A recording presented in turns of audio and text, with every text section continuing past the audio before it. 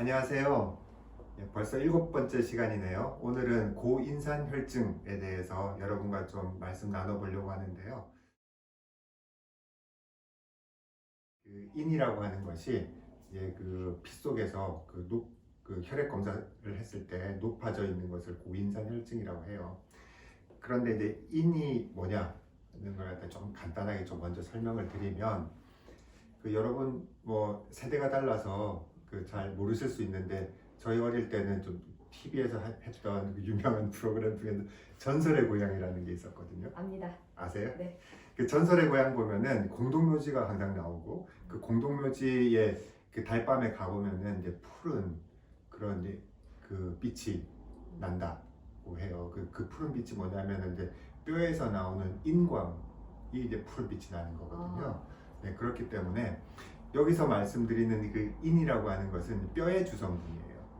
이제 그 뼈에 이제 주성분이 되는 물질이 피 속에서 많다. 그걸 이제 고인산 혈증이라고 합니다. 그 이제 여러분들이 음식을 갖다가 이제 섭취를 하시면은 그 많은 음식 중에 다 인이 이제 들어 있어요. 근데 이제 그런 그 섭취된 음식을 통해서 들어오는 인이 그 원래는 이제 콩팥을 통해서 소변으로 잘 배출이 되어야 되는데, 그 콩팥이 나쁜, 기능이 나쁜 투석 환자분들은 배출이 안 되니까 이제 높아질 수가 있겠죠. 그래서 그 투석 환자들에서 식사를 잘 하시는 분들은 이제 인이 높은 그런 현상이 종종 이제 발생하게 됩니다. 천연적으로 이게 그 인이 많이 포함되어 있는 음식은 영양가가 많은 음식들입니다. 그래서 그 이제 3대 인이 이제 포함되어 있는 음식이라고 하면은 이제 그 고기, 생선과 같은 그런 단백질, 그리고 유제품, 우유나 뭐 치즈 뭐 이런 것도 유제품, 그리고 이제 세 번째가 그 곡식류, 여러 가지 이제 잡곡을 비롯한 뭐 그런 견과류 이런 걸 비롯한 그 곡식류에 많이 포함되어 있습니다. 그런 천연 인산이 있고요. 그다음에 최근에는 이제 가공식품들이 많이 나오잖아요. 그 마트나 편의점에서도 팔고 여러 인스턴트 음식들도 있는데, 그런 음식들을 갖다 조금 더 잘 보이게 하기 위해서, 두드러지게, 아니면은 보존을 잘 하기 위해서 첨가하는 식품 첨가제들, 그런 데 인이 많이 들어 있어요. 그 햇반 선전할 때 보면 김이 모락모락 하면서 이렇게 밥이 반지르하게 보이죠. 네. 그 반지르한 게 인 때문에 그래요. 네, 그래서 그런 그 좀 도드라지게 보이게 하는 그런 목적으로 식품 첨가제를 갖다 많이 넣는데, 이제 그런데 이제 인이 많이 들어 있고요.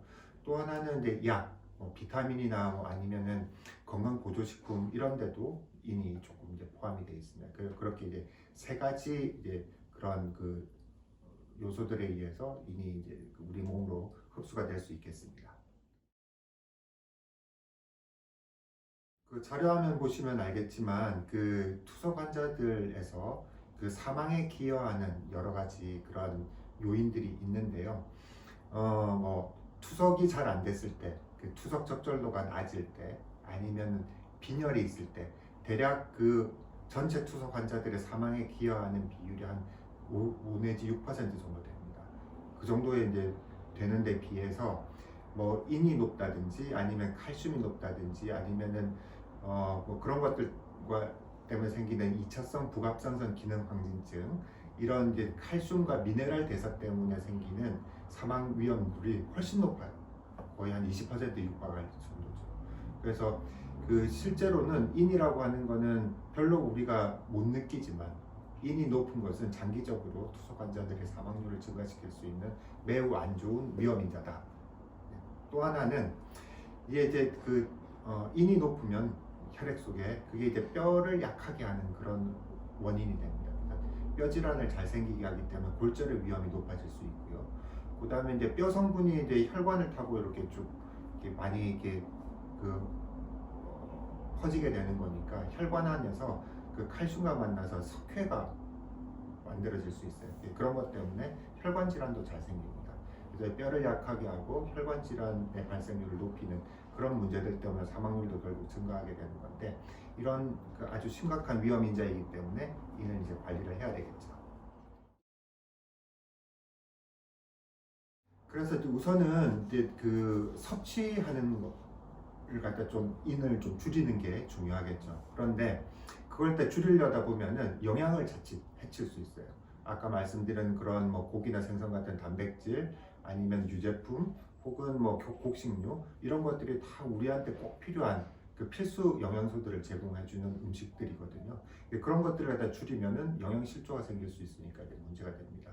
그래서 그 영양을 해치지 않으면서도 인 흡수를 줄일 수 있는 그런 식사를 해야 되는데 그럴 때 이제 두 가지 단어를 갖다 기억을 해야 됩니다. 하나는 이제 흡수율이라는 거고 또 하나는 인 단백질 비율이라는 겁니다. 그 흡수율이라고 하는 거는 그 단백질이라고 하더라도 다 흡수율이 조금씩 다릅니다. 그래서 그냥 천연 단백질 중에서는 동물성 단백질보다는 식물성 단백질의 그 흡수율이 조금 더 낮아요. 그래서 그런 것 생각해 볼 수 있겠고 또 그것보다 사실은 더 중요한 거는 그 흡수율 부분에서도 인스턴트 음식이나 아니면 다른 식품 첨가제에 들어있는 인들은 흡수율이 거의 100%에 가까워요. 그렇기 때문에 불필요한데 흡수율까지 높으니까 이런 그 인스턴트 음식들 이런 것들을 갖다 피하려고 하는 게 중요하고요.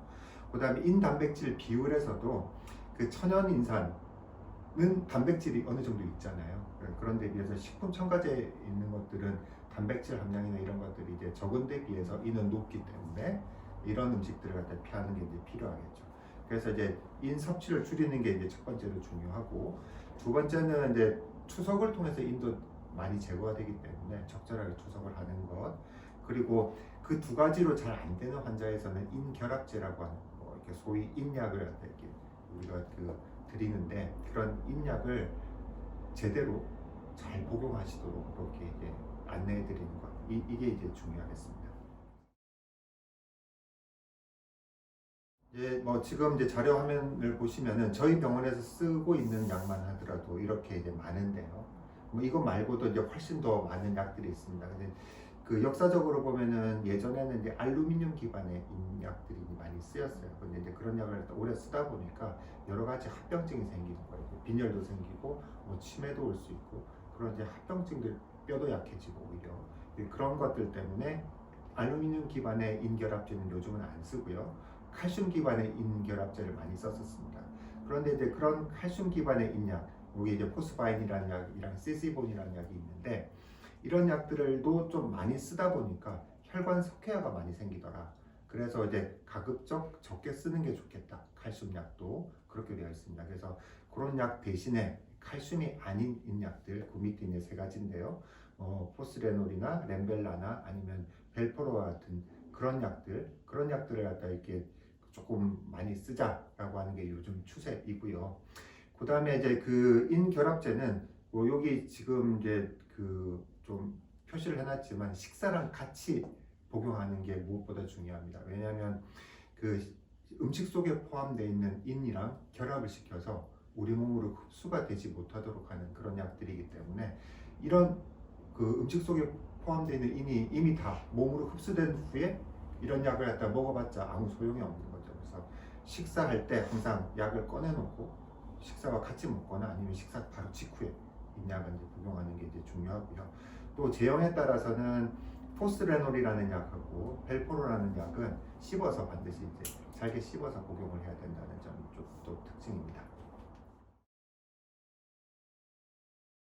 그 투석 환자들은 약이 진짜 한 주먹이에요. 드시는 약이. 그리고 너무 많은데 그 중에서 가장 먹기 힘든 약이 뭐냐 하면은 이제 칼륨약하고 인약. 이걸 되게 드시기 불편해요. 그래서 이제 잘 안 먹는 경우가 많죠. 근데 이제 인약은 크기가 이제 크기도 하고 그다음에 그걸 복용하면은 소화가 좀 잘 안 되기도 하고 배가 더부룩하기도 하고 변비도 잘 일으키고요. 그다음에 인약은 식사랑 같이 먹어야 되기 때문에 다른 약은 보통 아침 저녁으로 먹는데 점심 때도 이제 먹어야 되는 경우가 많거든요. 근데 이제 점심 때 뭐 약을 갖다 안 가지고 가서 이제 못 먹는다든지. 그래서 이제 인약을 그 실제로 우리가 처방한 거에 비해서 환자들이 실제로 복용하는 그러니까 수능도라고 얘기하는데 수능도가 굉장히 떨어지는 약 중에 하나입니다. 그래서 이제 인약을 갖다 처방을 했는데 하루에 3알 드시도록 처방을 했는데 인이 높아요. 그러면 의사는 세 알로나 부족한가 보다 6알 올려요. 근데 실제로 환자는 3알을 갖다 안 먹고 한 알 내지 2알 그것도 제대로 안 먹고 있어서 그 인이 높은 경우가 많죠. 그런 경우는 6알을 올려봐도 똑같습니다. 왜냐하면 잘 안 먹기 때문에. 그래서 이제 그런 그 환자 인수치가 높은 분들한테 우리가 가장 먼저 해야 될 거는 그 식사를 어떻게 하시느냐를 알아보는 것도 중요한데, 인약을 갖다 어떻게 드시고 있냐, 제대로 잘 드시고 있나, 이걸 갖다 이제 확인해 보는 노력이 꼭 필요합니다. 그 이제 그 콩팥이 나쁜 환자분들은 인수치가 올라가게 되면 거꾸로 칼슘 수치는 이제 떨어지게 돼요. 그런데 이제 그 칼슘 수치가 뭐 어떤 분들은 이제 저칼슘 혈증에 해당될 정도로 상당히 이제 떨어지는 그런 경우도 많은데, 그렇다고 해서 보통 칼슘 수치를 갖다 높이기 위한 그런 노력을 하지는 않습니다.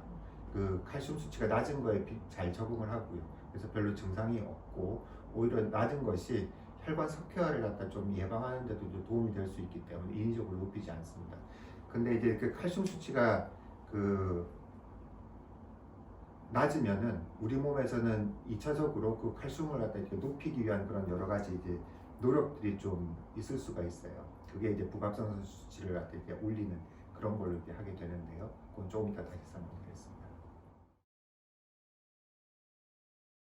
그래서 이제 그 칼슘의 혈액 수치가 떨어지게 되면은 우리 몸에서는 그 이제 위험 신호라고 이제 생각을 해서, 그래서 칼슘을 갖다 적정 수준으로 유지하려고 하는 그런 노력을 하게 됩니다. 그게 이제 부갑상선 호르몬이라는 걸 분비함으로써, 이 부갑상선 호르몬은 여러 군데에서 칼슘 수치를 갖다 높이려고 하는 쪽으로 작용을 해요.